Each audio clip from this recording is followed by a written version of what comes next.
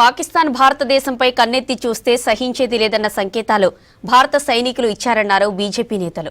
ఉగ్రవాదుల పట్ల దేశ ప్రజలు ఐక్యంగా పోరాడాలని తెలిపారు. బీఆర్ఎస్ లో 4 స్తంభాలాట కొనసాగుతుందని విమర్శించారు. ఇక ఆపరేషన్ సింధూర్ విజయవంతమైందంటూ ట్యాంక్ బండ్పై తిరంగా ర్యాలీ నిర్వహించారు బీజేపీ లీడర్స్. పాకిస్తాన్ తీరుపై తీవ్ర స్థాయిలో ఆగ్రహం వ్యక్తం చేశారు రాష్ట్ర బీజేపీ అధ్యక్షుడు కిషన్ రెడ్డి. పాకిస్తాన్ భారత్ వైపు కన్నెత్తి చూస్తే సహించేది లేదని దేశ సైనికులు సంకేతాలు ఇచ్చారన్నారు. భారత త్రివిధ దళాలకు అభినందనలు తెలపడానికి తిరంగ యాత్ర నిర్వహిస్తున్నట్లు తెలిపారు. ఉగ్రవాదుల పట్ల దేశ ప్రజలు ఐక్యంగా ఉండి పోరాడాలన్నారు ఎంపీ డీకే అరుణ. ఆపరేషన్ సింధూర్ విజయవంతమైందంటూ ట్యాంక్ బండ్పై తిరంగ ర్యాలీ నిర్వహించారు బీజేపీ నేతలు. ట్యాంక్ బండ్ అంబేద్కర్ విగ్రహం నుంచి స్వామి వివేకానంద విగ్రహం వరకు తిరంగ ర్యాలీ కొనసాగింది. పహల్గాం ఉగ్రదాడికి కౌంటర్ గా నిర్వహించిన ఆపరేషన్ సింధూర్ విజయవంతమైందంటూ ర్యాలీ చేపట్టారు.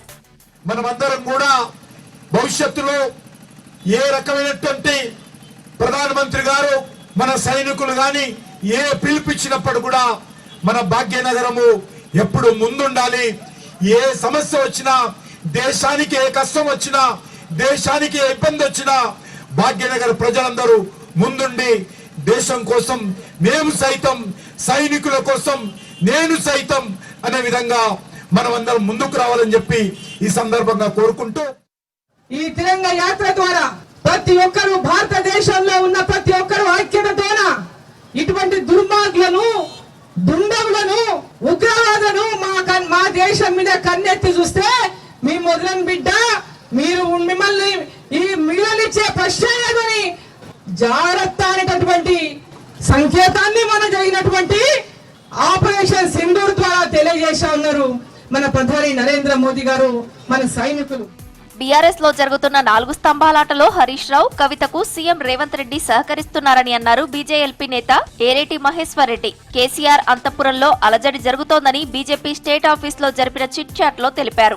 హరీష్ రావు సహకారంతో బీఆర్ఎస్ ఎల్పీ రెండుగా చీలిపోయే దిశగా అడుగులు పడుతున్నాయన్నారు. బీఆర్ఎస్ ను కేటీఆర్ నడిపిస్తున్నారని, దానికి కేసీఆర్ పూర్తి స్వేచ్ఛనిచ్చారని చెప్పారు. పార్టీలో హరీష్ రావు, కవిత డమ్మీలుగా మిగిలారని, అందుకే ఆ పార్టీ రజతోత్సవ సభలో వారిద్దరికీ ప్రాధాన్యం ఇవ్వలేదన్నారు. ఈ నెల 26 నుంచి కేటీఆర్ ఫారిన్ టూర్ కి వెళ్తున్నారని, ఆ టైంలో బీఆర్ఎస్ ఎల్పీ చీలిక జరుగుతుందని మీడియాతో చిట్ చాట్ లో చెప్పారు ఏలేటి మహేశ్వర్ రెడ్డి.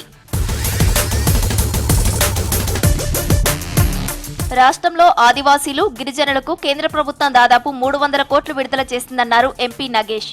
ఈ నిధులను రాష్ట్ర ప్రభుత్వం జిల్లాలోని గిరిజనులకు అందించకుండా 6 నెలలుగా నిలిపివేసిందన్నారు. ప్రభుత్వం ఇవ్వాల్సిన నిధులను ఇప్పటికీ విడుదల చేయలేదన్నారు నగేష్.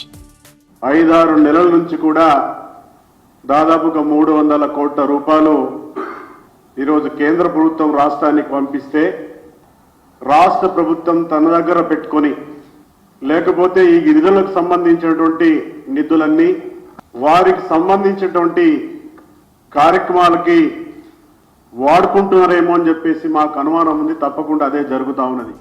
సీఎం రేవంత్ రెడ్డి తన పార్టీ కార్యకర్తలను అదుపులో ఉంచాలన్నారు బీజేపీ మాజీ ఎమ్మెల్సీ రామచందర్రావు. బీజేపీ కార్యాలయంపై దాడి చేయాలనే కుట్రలకు పాల్పడకుండా చూడాలని అన్నారు. గాంధీ భవన్ లో సమావేశం జరిగితే బీజేపీ కార్యాలయం ఎదుట బందోబస్తు ఏర్పాటు చేయడమేంటని ప్రశ్నించారు. ఇప్పటికైనా కాంగ్రెస్ పార్టీ తీరును మార్చుకోవాలని హెచ్చరించారు. కాంగ్రెస్ కార్యాలయంలో మీటింగ్ అయితే బందోబస్తు బీజేపీ ఆఫీస్ చేయాలా? ఇది ఎక్కడ తలతిక్క పని అనేది అర్థం కాదు నాకు. మీరు రేవంత్ రెడ్డి గారు స్పష్టంగా అడుగుతున్నాను, మీ కార్యకర్తల్ని, మీ నాయకులను అదుపులో పెట్టుకోండి, లేకుంటే తీవ్రమైన పరిణామాలు చూడాల్సి వస్తుంది. మా పార్టీ దగ్గర, మా పార్టీ కార్యాలయం దగ్గర ఎందుకంటే బందోబస్తు అంటే మా పార్టీ మీద దాడి చేస్తారా? మా పార్టీ నాయకులను కొడతారా? ఏమనుకుంటున్నారు అర్థం కాదు నాకు. తెలంగాణ రాష్ట్ర అభివృద్ధి బీజేపీతోనే సాధ్యమన్నారు కాషాయం నేతలు. ప్రధాని మోదీ నాయకత్వంలోనే దేశాభివృద్ధి సాధ్యమన్నారు.